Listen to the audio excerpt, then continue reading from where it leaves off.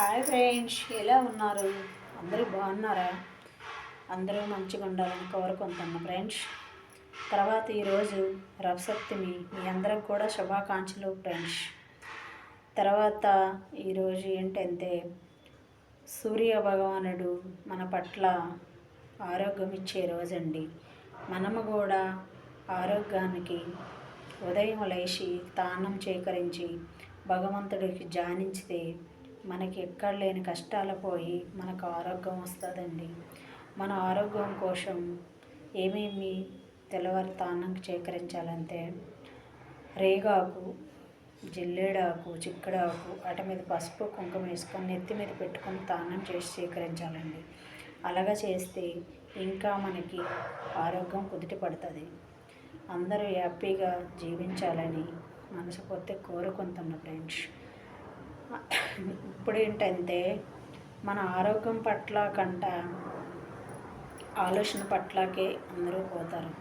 ఎందుకంటే అమ్మా నాన్న అప్పుడు సంపాదించి మనకి ఇచ్చినారు, మన పిల్లలకు కూడా మనం ఇప్పుడు సంపాదించి ఇవ్వాలి అనే ఆలోచన తప్ప పని మీద గ్యాసు మన ఆరోగ్యం మీద ఎవ్వరికీ లేదండి.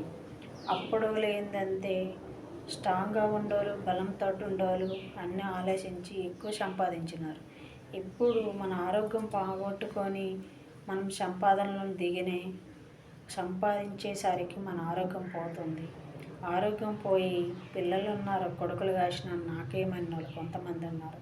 కానీ ఆ కొడుకులు వాళ్ళకి రెక్కలు వచ్చి వాళ్ళు సంపాదన తెచ్చినంత సేపు మన ఇల్లు హ్యాపీగా సాగుతుంది. అబ్బా వాడికి ఇట్లా కొడుకులు అంటారు, దానికేమమ్మా కొడుకులు అంటారు.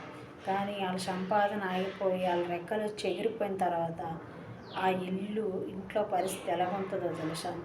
లాస్ట్కి భార్యగా భర్తే మిగిలిపోతారు, కొడుకులు ఎటులో అటు వెళ్ళిపోతారు.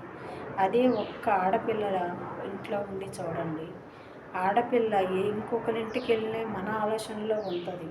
ఎందుకంటే అమ్మ నాన్న ఏం చేస్తాను అని ఆ పరాయి ఇంటి పిల్లలతో మనం మంచి చెడ్లు తెలుసుకుంటుంది. అతనితో మన ఆరోగ్యాన్ని, మన ఆరోగ్యాన్ని అన్నీ కాపాడుతుంది మన బిడ్డ.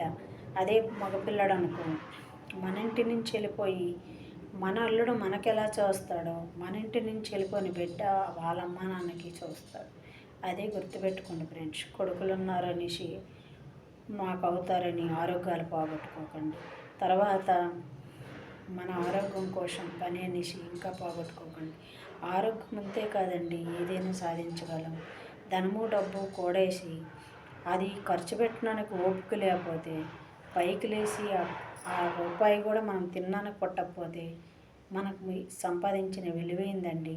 తర్వాత నగలు ఉన్నాయి 10 మందితో పెట్టుకొని ఏటికి వెళ్ళలేని భాగ్యం కలిగితే ఆరోగ్యం లేని నగలుంతేంటి, డబ్బుంతేంటి?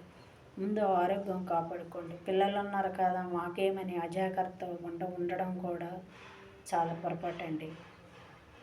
మన ఆరోగ్యం ఉంటే కదా ఫ్రెండ్స్ ఏదైనా సాధించగలం. అలాంటప్పుడు ఏంటంటే ఆరోగ్యాన్ని కాపాడుకోవాలి. వాళ్ళు ఉన్నారు వీళ్ళు ఉన్నారని కంట ఆరోగ్యం మనకు ఉందా లేదని చూడండి.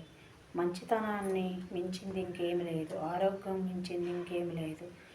టైం విలువ ఎంతో మన ఆరోగ్యం విలువ అంతే ఫ్రెండ్స్. గుర్తుపెట్టుకోండి ఫ్రెండ్స్.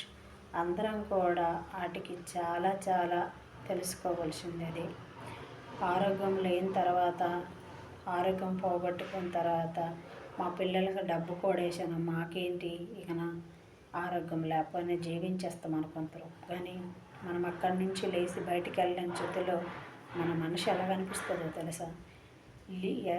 అటుకెళ్ళి ఏమి తినకపోతే పర్వాలేదు, కానీ మనం అవతలకి వాష్రూమ్కి వెళ్ళి మన ఇంట్లో శక్తి లేకపోతే ఎప్పుడు ఉంటుంది మన సంపాదన ఇచ్చాము కానీ మనకు అవ్వలేదు, మన కడుపులో పుట్టిన బిడ్డలు కూడా అవ్వలేదు.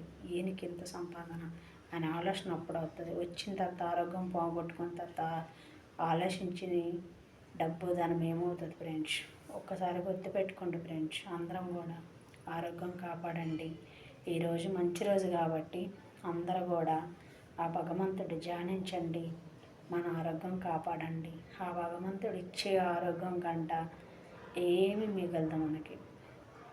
తర్వాత గుర్తుపెట్టుకోండి, వాళ్ళు సంపాదించినారు వీళ్ళు సంపాదించినారు మనకేం లేదనేసి పోరాటం పడిన వాళ్ళు చాలామంది ఉన్నాం.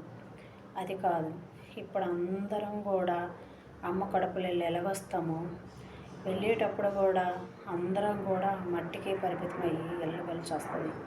సంపాదించిన కాడే తేడా, తిని కాడే తేడా, అంతేగాని పుట్టుకు చావు ఒకటే తేడండి. అది గుర్తుపెట్టుకోండి.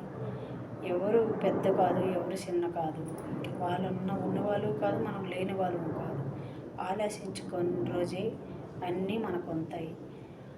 మనకి డబ్బు ధనం కంట మంచి మనసు ఉండాలి ఫ్రెండ్స్. మన మనసు ఉంటే ఎక్కడైనా సరే మనం బతకగలం. మంచి మనసు లేనిది ఎన్ని చోట్లకి వెళ్ళినా మనం బతకలేం ఫ్రెండ్స్. తర్వాత మన మీద ఒకళ్ళు ఎన్ని బాధ పెట్టి ఎన్ని మాట్లాడి ఎన్ని ఇచ్చేసినా తిరిగి మనం వాళ్ళకి ఏ ఒక్క మాట కూడా జవాబు ఇవ్వకుండా మన ఫ్యామిలీలో ఒక మనిషి అనుకొని మీరు అన్ని రోజు మంచి చాలా జరుగుతుంది. వాళ్ళకి ఎప్పుడూ జవాబు ఇవ్వకూడదు. అన్నీ వాళ్ళకి పక్కకు తీసేయండి. వాళ్ళు మన అమ్మ నాన్న అనండి, మన అన్నదమ్ముడు చెల్లెలు తోడబుట్టిన వాళ్ళు అన్నట్టుగా తీయండి. ఆ భగవంతుడు భారం వేసినారంటే మీకు అంతా మంచి జరుగుతుంది. ఎందుకంటే నేను అమ్మని నమ్మినాను కాబట్టి నాకు ఆ శక్తి మొత్తం తెలిసింది. అందుకోసమే మీకు చెప్పినాను ఫ్రెండ్స్. ఎప్పుడూ బాధపడకండి, అది ఉంది ఇది లేదని. ఈ సంవత్సరం వచ్చింది మాకు జరగలేదు, ఈ సంవత్సరం వచ్చింది మేము బాధపడుతున్నాం అని అనుకోకండి ఫ్రెండ్స్. ఏ సంవత్సరంకి ఎంత ఫలితమో ఏది మనకు దక్కాలో అది దక్కుతుంది.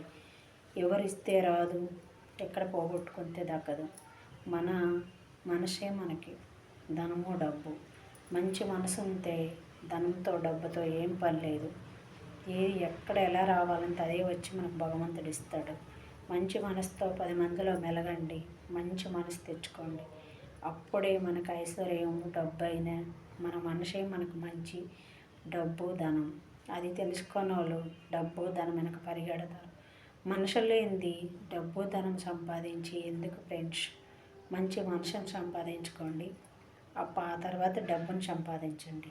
ఓకే ఫ్రెండ్స్, అందరూ కూడా ఆరోగ్యంగా ఉండి అంత ఐశ్వర్యం ఆరోగ్యం అందరికీ ఉండాలని మనస్ఫూర్తిగా కోరుకుంటాను ఫ్రెండ్స్. బాయ్.